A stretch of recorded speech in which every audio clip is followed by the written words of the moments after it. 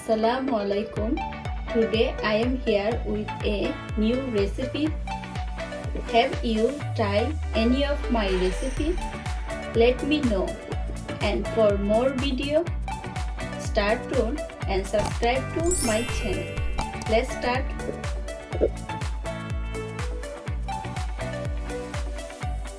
Data শাক এক পলক দেখে নেই কি লাগছে। 3 চামচ তেল, লবণ স্বাদ মতো, আধা কাপ পেঁয়াজ কাটা,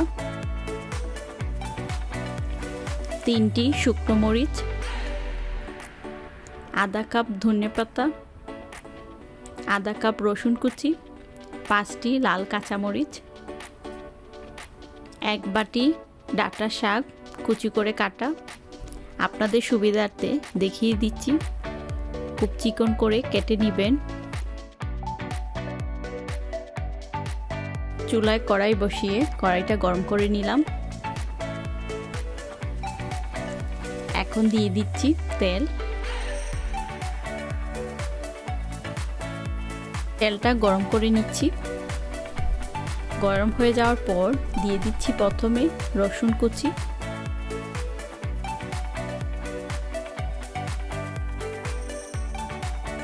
এখন রসুনটা নাড়াচাড়া করে রসুনের ফ্লেভার আসা পর্যন্ত অপেক্ষা করব আর নাড়তে থাকব। রসুনটা নাড়াচাড়া করার পর যখন এরকম হালকা একটা বাদামি কালার আসছে আপনারা দেখে বুঝতে পারবেন। আর রসুনে যখন গন্ধে মৌ মৌ করবে এই অবস্থায় দিয়ে দিচ্ছি পেঁয়াজ কুচি।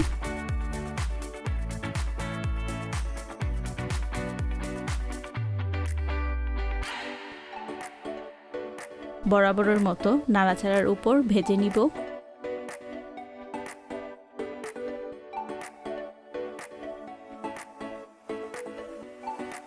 এখন দিয়ে দিচ্ছি শুকনো মরিচ, আমি টুকরো করে নিছি, নিয়ে দিয়ে ভালো করে নেড়েচেড়ে নিব।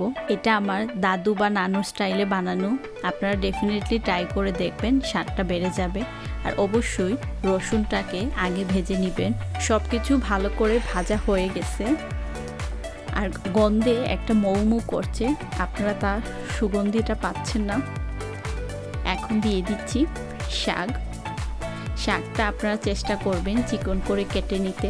এখন ভালো করে সব কিছু মিশিয়ে নিব। ঢাকনা দিয়ে 3 মিনিট অপেক্ষা করছি।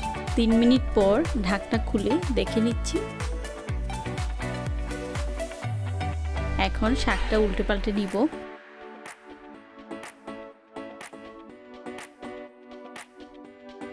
এখন দিয়ে দিচ্ছি কাঁচামরিচ। আপনাদের বাসায় বয়স্ক বা বাচ্চারা থাকলে চেষ্টা করবেন লাল কাঁচামরিচ দিতে, দেখা যাবে চোখে। দিয়ে দিচ্ছি স্বাদ মতো লবণ। আপনারা অবশ্যই শাকটা মজে গেলে তখন দেওয়ার চেষ্টা করবেন, না হলে লবণের পরিমাণটা বেশি হয়ে যাবে। আবারও ঢাকনা দিয়ে অপেক্ষা করব 5 মিনিট। 5 মিনিট পর দেখে নিচ্ছি আমার শাকটা সিদ্ধ হয়ে গেছে দেখে মনে হচ্ছে। এখন নেড়ে চেড়ে দেখে নিচ্ছি সব কিছু ঠিকঠাক আছে কিনা। দেখুন লাল কাঁচামরিচ দেওয়াতে স্বচ্ছভাবে দেখা যাচ্ছে।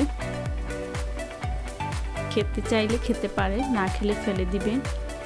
আমার পরিমাণে লবণটা কম দিছিলাম, এখন আবারও অল্প পরিমাণে লবণটা দিয়ে দিলাম। চেষ্টা করবেন লবণটা অল্প অল্প করে দিতে, কারণ শাকটা অনেক কমে যায়। অনেক শাক রান্না করেছি, এখন কমে গেছে, দেখতে পাচ্ছেন। এখন দিয়ে দিচ্ছি ধনেপাতা। এখন ভালো করে নেড়ে চেড়ে চলে যাব পরিবেশনে। আপনারা ভাতের সাথে খেতে পারেন, যারা ডায়েটিং করছেন ওনারা শুধাই খেতে পারেন। খুব মজাদার ডাটা শাক।